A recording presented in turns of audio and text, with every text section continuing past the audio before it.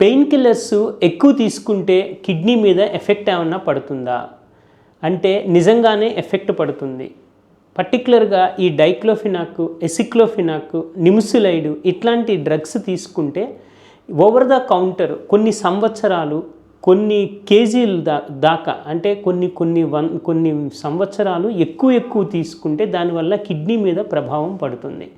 పర్టికులర్గా ఎవరికి ఎక్కువ పడుతుంది అంటే బీపీ ఉన్న వాళ్ళకి, షుగర్ ఉన్న వాళ్ళకి, దీంతోపాటు కొన్ని రకాల నాటు మందులు, పసర మందులు తీసుకునే వాళ్ళకి, ఆల్రెడీ ఎగ్జిస్టింగ్ కిడ్నీ డిసీజ్, ఇంతకుముందు కిడ్నీకి ఏమన్నా వ్యాధి ఉన్నవాళ్ళు తీసుకుంటే కూడా ఈ ఎఫెక్ట్ అనేటటువంటి పడే అవకాశం ఉంది. మరి దానికి సంబంధించినటువంటి లక్షణాలు ఏముంటాయి?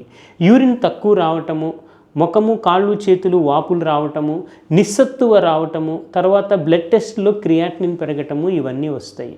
కాబట్టి పెయిన్ కిల్లర్స్ని ఎక్కువగా వాడకుండా ఉంటేనే మంచిది.